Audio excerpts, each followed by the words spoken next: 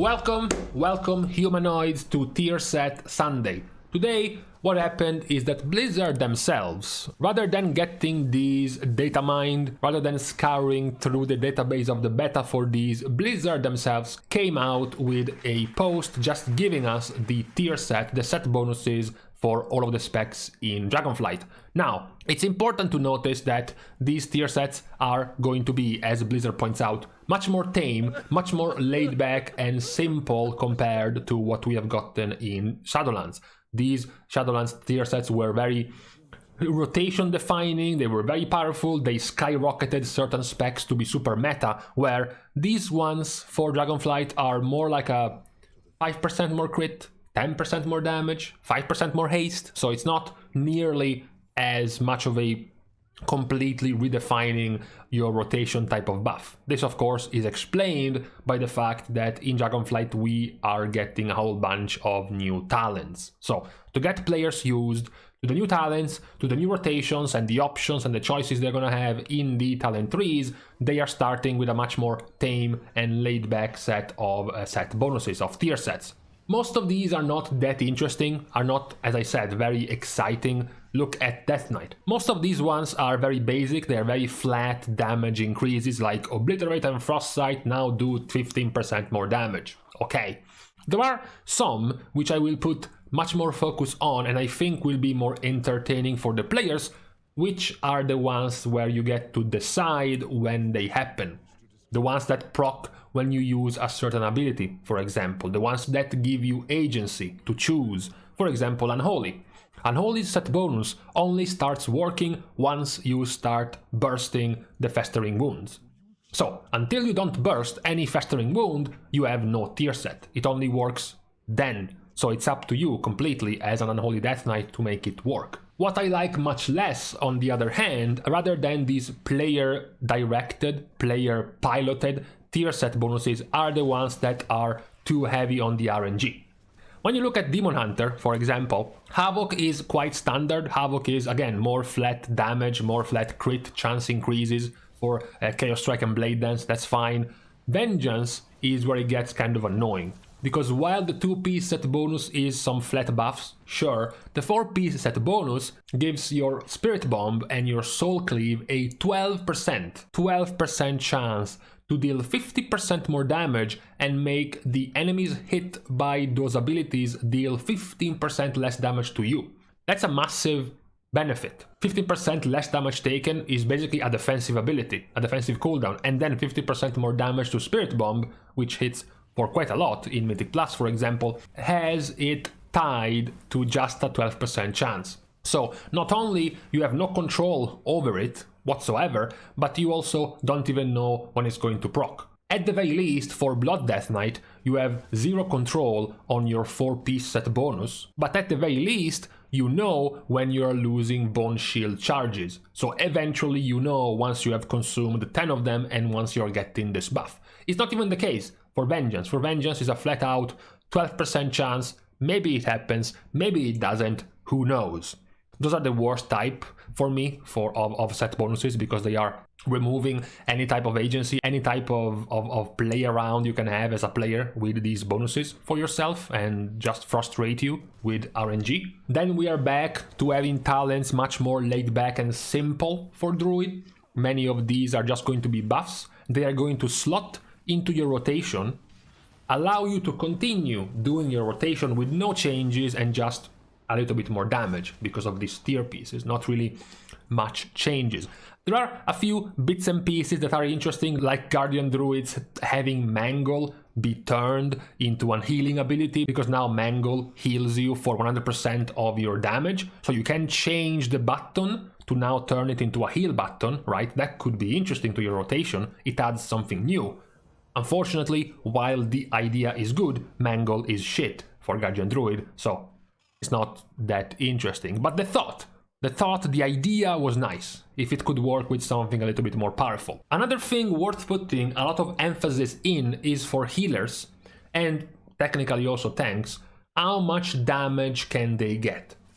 because as you know, Mythic Plus nowadays also matters for healers and tanks and for how much damage they can do. That's kind of what gets them brought into that activity and what makes them meta. So it's gonna be very interesting to see how many of these healers and tanks can get more damage increases from their tier sets. It's not the case for Resto Druid. Everything you see here for Resto Druid is just throughput. Pure, unfiltered, more healing to their abilities for both Mythic Plus and raiding, single target healing with Life Bloom and buffs to Nature Swiftness, or raid healing with Wild Growth is just healing only. We are skipping Evoker because mostly 95% of you doesn't even know what any of this means, so that's not really gonna explain anything about their tier pieces. Hunter, I have to say, is perhaps overall one of the better ones in terms of... Basically, there is nothing too terrible. That's the thing for Hunter. It's not particularly great, but Beast Mastery works very well in what they already want to do. As I said, continue your rotation with a little bit more power coming from the tier set. In the case of Hunter, it's more chances to reset Barb Shot. In the case of Hunter, is having Barb Shot buff your Cobra Shot and your multi-shot to not cost focus. It's not gonna change your rotation, it's not gonna change how you play, it's just gonna make it a little bit stronger. It's a pretty good set, it's a pretty good cycle of buffs for marksmanship as well. Arcane Shot and multi-shot crits significantly buff your next aim shot, and then the 4-piece makes your auto attacks have a chance to make your next arcane shot or multi-shot have 100% crit. So they have a chance to guarantee that the 2-piece set bonus is going to work 100% of the times. Which is a good effect, you know, it's going to trigger up your dopamine release, knowing that you just procced the 4-piece and now your 2-piece is ready to go. It's gonna be a good feeling for marksmanship hunters. And then the only reason why I considered the survival version of the tier set a good one is because it doesn't touch Wildfire Bomb.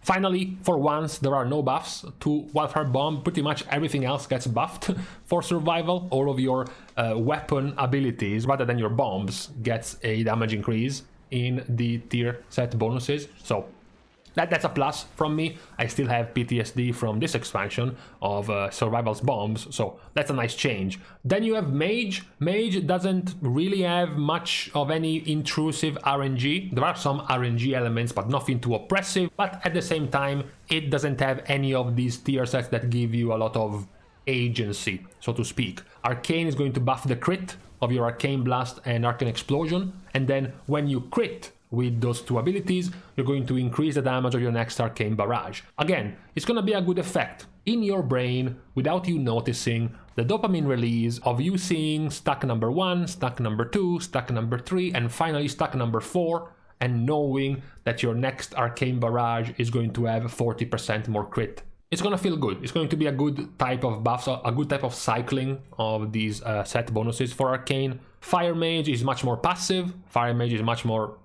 you do more damage to these abilities, that's it. And Frost Mage is more or less the same thing. Here's more damage to Ice Lance, here's more damage to Frozen Orb. Here, when you consume Fingers of Frost for 6 seconds, here's more damage to Blizzard and to Frostbolt. Very, very simple, not too bad, not too good, just flat out more DPS for your spec. Good enough also that these type of buffs are for both AoE and single target, not just for one of the two. That's also good for DPS specs. Now, going back to the previous question of are tanks going to get damage in their tier set bonuses, are healers going to get damage in tier set bonuses? The answer is no to both Brewmaster and Mistweaver. Brewmaster, I still don't think there is any need for this to happen. Brewmaster is made even tankier. Keeping up this buff is extremely simple. Casting Tiger's Palm or Spinning Crane Kick once every 10 seconds is extremely simple, and doing that will give you 4% less damage taken, and Purifying Brew clearing 12% more stagger. 0 damage increase, more or less 0 change to your rotation, and you gain a significant damage reduction and more tankiness as a Brewmaster. For Mistweaver, same thing, it's just a bunch of heal increases. Your Enveloping Mist, your Essence Font, your Vivify heal for 15% more on targets with your Renewing Mist hot on them, and then your 4-piece set bonus increases the healing of Essence Font and Vivify by 10% more, extends the duration of Renewing Mists on targets healed by Essence Font, so more buffs to healing of Mistweaver, but no damage, no particular changes to your rotation either, just flat out more throughput. Windwalker also gets a cycle of buffs. You use Fists of Fury, and Fists of Fury increases the damage of your next Spinning Crane Kick or Rising Sun Kick, and then you use one of these two, and then they will increase the damage of your next Fists of Fury. And that Fists of Fury will increase the damage of your next Rising Sun Kicks and Spinning Crane Kicks, and the cycle will continue. Not really changing the rotation of Windwalker anyways, as it is their mastery, as it is their plan to constantly cycle abilities. So nothing really too much changing for Windwalker besides flat out damage increases. Paladin also is a class without too many changes in damage. You have a tiny bit for both Holy and Protection. Holy Paladin gets flat out more healing to the set bonuses, but Holy Shock can also be used on enemies. So buffing Holy Shock by 30% can technically be used on an enemy. So it can technically be counted as damage increase, but the damage your Holy Shock does as a Paladin, as a Holy Paladin, is not really what makes you have good damage anyways. So yeah, it's not that good. Protection Paladin, as I said, gets some damage increase because part of your buff that you will likely be able to keep up at most times is going to be 4% versatility.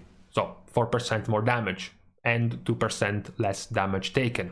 One of the only potentially rotational changing tier set bonuses, which is still not going to make people too happy about, is Retribution Paladin, because Retribution Paladin has a 2-piece set bonus which can conditionally buff your next Consecration to deal 200% more damage. Blizzard has been trying hard to make Consecration a staple, a near mandatory part of the Retribution rotation in AoE. I would say that now with this set bonus it almost makes it now mandatory, a part of your AoE rotation, whether you like it or not, as a Red Paladin. We follow on the same pattern for Priest healers. Both Discipline and Holy don't really get too much damage increases for their specs. Discipline being a spec that does damage as well in their rotation for healing, does have a tiny bit, like casting Power Shield makes your next heal or direct damage ability deal 10% more. So that's a minor one, but the rest is just healing increases. Same goes for Holy Priest. Getting something with a little bit more flavor rather than a flat out buff. Casting Prayer of Mending is going to reduce the cast time of Prayer of Healing or Heal by 1 second. So at least you get something different there, but for the most part it's just more healing increases. Good change to Shadow Priest, back to those deterministic agency type of tier set bonuses where you, the player, gets to decide when to use them. For Shadow, Mind Blast increases the damage of your next spender by 20% up to 3 times. So you, the Shadow Priest player, will get to decide when you want to do 20, 40 or 60% more damage with your Devouring Plague in single target or with Mind Seer in AoE. That's gonna be up to you, which is a good one. I like these type of sets giving you more choice as a player. Even if it's not massive, even if it's not huge like you have seen in Shadowlands Season 3 type of tier sets, it's still a good one. It's still a nice flavorful addition to your rotation as a Shadow Priest. The rogue ones are pretty tame when it comes to assassination and subtlety. Assassination is flat out more synergy. Weapon poison damage increased by 10%. When weapon poison damage procs, you have a chance to increase your bleed damage by up to 10%, so it's cycling nicely between poison and bleed damage. Subtlety is also cycling between damage increase to your spenders and then damage increase to your finishers and then to your spenders and then to your finishers. Outlaw is perhaps the only outlier, no pun intended.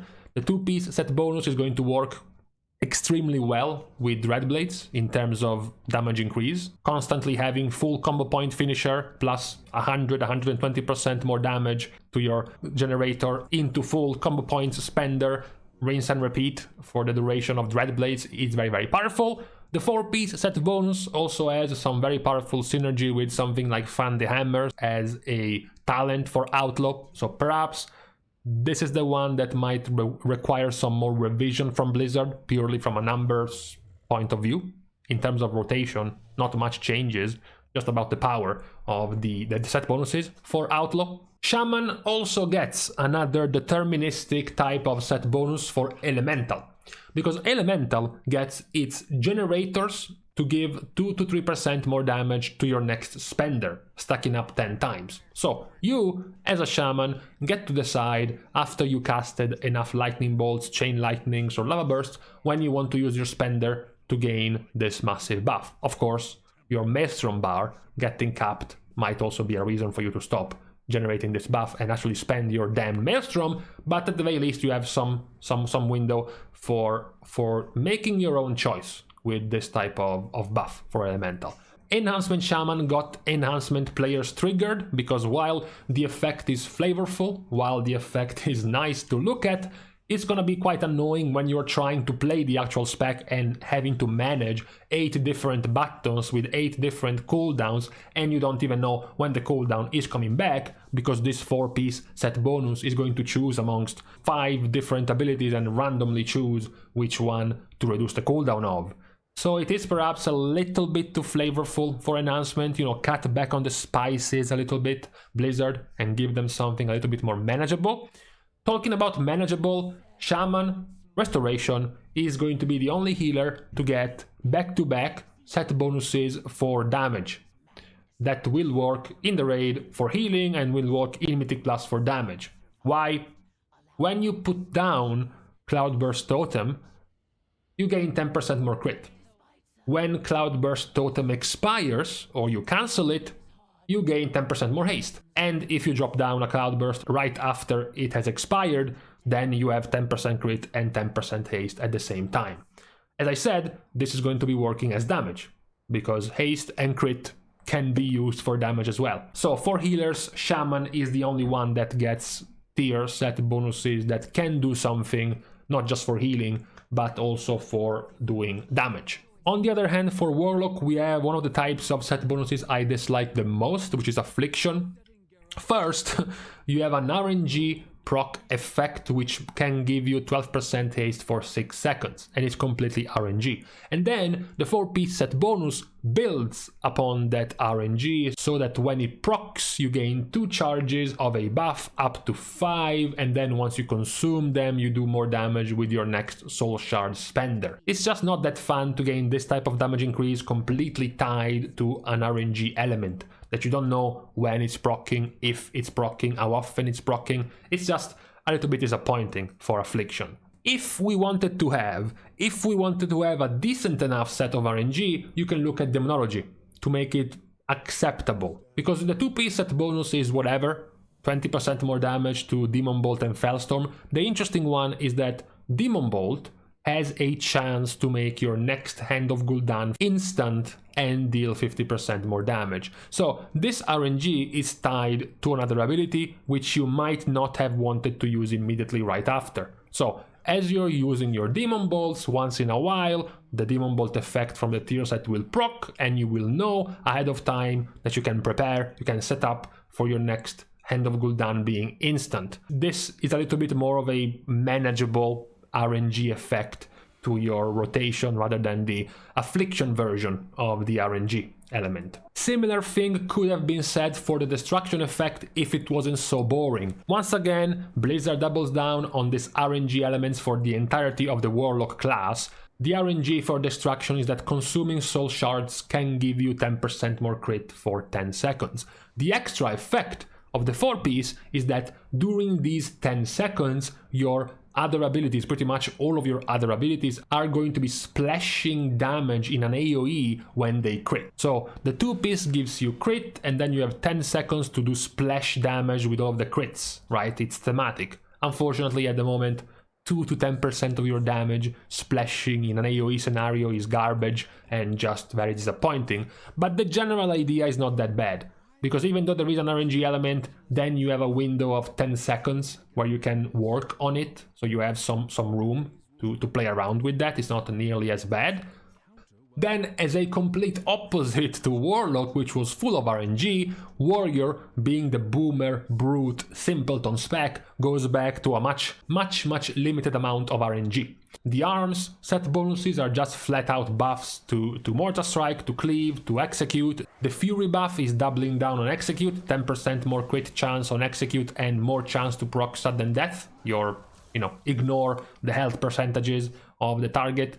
And then Protection Warrior gets a very deterministic effect, which is perhaps the strongest out of all tanks. We said Brewmaster was very tanky, but 0 damage. Protection Paladin gave you 4% verse, which is 4% more damage, but not much else. This one is a mix of both, because this one gives you 4% more damage and 4% less damage taken, and the 4-piece set bonus is that within that window, within that 5-second window, which can get refreshed by Revenge, you also gain Ignore Pain for 10% of your damage. So the more damage you do, the more Ignore Pain is going to absorb damage. Very deterministic, very easy to play around with, no RNG involved for Protection Warrior. So these, for now, are all of the tier set bonuses Blizzard is planning to introduce in Dragonflight. No doubt, many of them, maybe even most of them, will get tuned around, tinkered with before the release, but the point that stands is that they have been made a little bit more simple and more tame compared to what we have gotten in Shadowlands. Of course, we will have to go into further details, perhaps tomorrow in a couple of days, about the delay of the creation catalyst, making it a little bit harder to gain tier sets outside of the Great Vault or outside of straight up looting the actual tier piece from the raid itself. But for now, these are the effects planned by Blizzard to come live in the first tier of Dragonflight, in the first raid of Dragonflight Vault of the Incarnates. So for today, on this Sunday, we can stop here. As usual, a big round of applause to all of my Patreon supporters for helping me, for being a good help on me continuing to produce WoW content for all of you and everyone interested in the progression of the beta of Dragonflight as we get closer to the release. You can of course support me even more if you don't like spending money like myself. You can just like and comment down below, as well as subscribe to this channel. As far as I know, this is still pretty much free. Lastly, to be more socially interactive, you can follow me on Twitter, as well as subscribing to my Patreon right here at these 2 links. With this said and done, thank you guys again for watching. See you guys soon, and in the meantime, okay, now the temperature is starting to get real good. You know, when you are halfway there deciding if you want to have 2 pairs of socks because it's cold, that's the place I want to be at right now.